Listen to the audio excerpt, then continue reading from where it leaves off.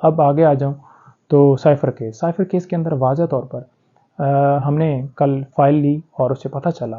پہلے تو بتا دوں کہ سائفر کیس ہے کیا. کہتے ہیں کہ یہ سائفر جو ہے پولیٹیکل مقاصد کے لیے استعمال کیا گیا، غیر متعلقہ لوگوں کو دکھایا گیا، یعنی کہ پبلک کو دکھایا گیا. پھر کہتے ہیں کہ سائفر چوری ہو گیا.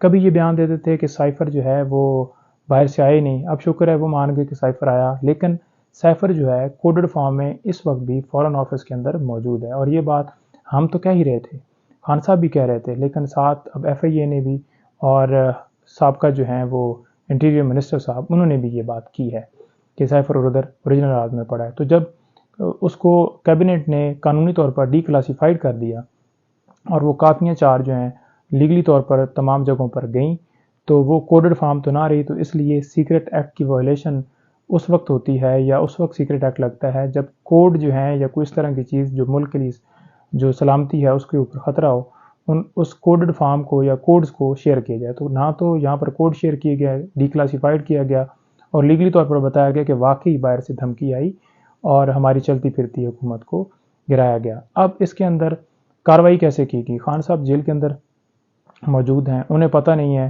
ان کی کب اریسٹ ہو گئی، ان کو پتہ نہیں ہے کہ کب ریمانڈ جو ہے ان کا جو ہے وہ لے لیا گیا ہے. جب ہم نے تمام وہ ڈاکومنٹس دیکھے ہیں تو اس میں واضح طور پر ہم نے ایک بات جو ہے وہ نوٹ کی ہے. نوٹ یہ کی ہے کہ 15 تاریخ کو اریسٹ ڈالتے ہیں جس کا خان صاحب کو یا ان کو یا ہمیں نہیں پتہ. پھر ریمانڈ مانگتے ہیں، فزیکل ریمانڈ. تو عدالت جو ہے ریمانڈ جو ہے مسترد کر دیتی ہے کہ خان صاحب کو پیش نہ کیے جائے، سیکیورٹی خدشات ہیں، سیکیورٹی خدشات کی وجہ سے ہم ادھر سے جوڈیشل ریمانڈ میں کر رہا ہوں. میں اس لیے حاضری جو ہے ان کی یقینی نہیں بنائی کہ ان کو جان کو خطرہ ہے.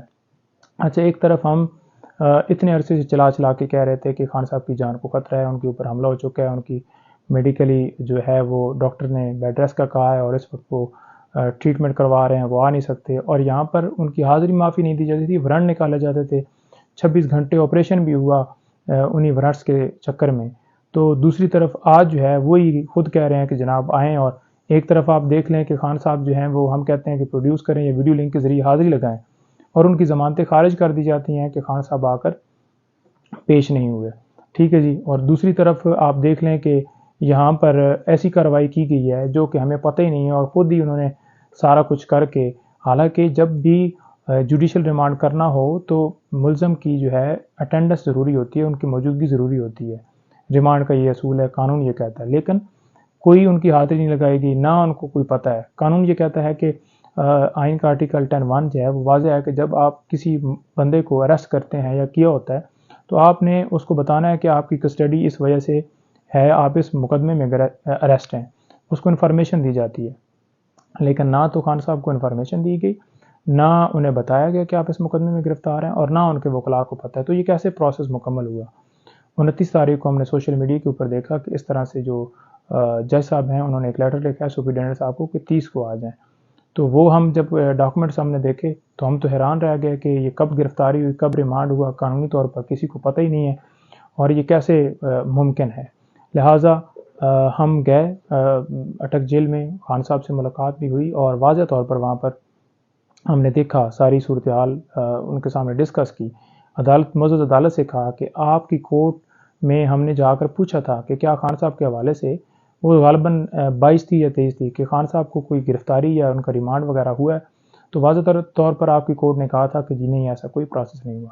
تو یہ پھر کیسے ہو گیا؟ لہٰذا وہ ہمیں کوئی ریزنیبل وہاں پر جواب نہیں ملا. اور آپ دیکھ لیں کہ آج بات اس حد تک پہنچ گئی ہے کہ خان صاحب کو اریسٹ ہوئے بھی اتنے دن ہو گئے ہیں اور ان کی جو ہے وہ جب بیل ہوتی ہے تو شخانہ میں، تو اس وقت جو ہے وہ چیز ظاہر کی جاتی ہے کہ واقعی جی گرفتاری ہوگی. اس میں ہم نے اپلیکیشن دے دی ہیں، پری ریسٹ بھی دے دی ہے اور اوپن ٹرائل کا بھی ہم نے کہا ہے، اور کہ تاکہ دنیا کو پتہ چلے، لوگوں کو پتہ چلے کہ واقعی کیا معاملہ ہوا، دھمکی آئی یا نہیں. کیونکہ وہ چیز اب ڈسکس ہو گئی ہے تو اب اس حوالے سے ڈیسائیڈ ہونا ہے کہ واقعی کیا انہوں نے جو ہے وہ سائفر آیا تھا، نہیں آیا تھا. یا چوری کے حوالے سے آپ دیکھ لیں کہ پی ایم جو ہیں وہ چوری تو نہیں، ان کی کسٹڈی تو نہیں ہے، پی ایم آفس کی کسٹڈی ہوتی ہے. کوئی بھی ڈاکومنٹس ہوتا ہے اگر وہاں سے کہیں پہ سائٹ پہ ہوا ہے تو اس کا ذمہ دار اس کا جو ہے پی ایم آفس جو ہے وہ کسٹوڈین ہوتا ہے، اس کا سٹاف ہے، اس کے سیکٹری ہیں، وہ سارے ہیں. لیکن یہاں پر الگ چیز چل رہی ہے. اب 2 تاریخ کے لیے فکس ہے اور جوڈیشل کمپلیکس کے اندر یہ ہیئرنگ ہوگی، جس میں جو پوسٹ اریسٹ بیلز ہیں ان کے اوپر بھی آرگومنٹس ہوں گے، اوپن ٹرائل جو ہے اس درخواست کے اوپر بھی آرگومنٹس ہوں گے، اور تیسری جو درخواست ہم نے یہ دی ہوئی ہے کہ جو ہے وہ جو نوٹیفیکیشن تھا جو انٹیریئر منسٹری نے ریکویسٹ بھجوائی، لاء منسٹری نے نوٹیفیکیشن کیا، اس کو ہم نے بیسیکلی سیٹ اسائڈ کرنے کے لیے درخواست دی ہے کہ اس کو سیٹ اسائڈ کیا جائے، تو وہ بھی درخواست وہاں پر پینڈنگ ہے۔ 3 کو فیصلہ ہوگا، 14 دن کے لیے خان صاحب کا ریمانڈ ہو گیا ہے، 13 تاریخ ریمانڈ کی جو ہے وہ پڑی ہے، اور 13 تاریخ کو دوبارہ عدالت میں خان صاحب کو پیش کیا جائے گا۔ یہاں پر خان صاحب پیش نہیں ہوں گے، یہاں پر سماعت ہوگی، اور یہی آج کی جو اپڈیٹس ہیں۔ بہت شکریہ، تھینک یو۔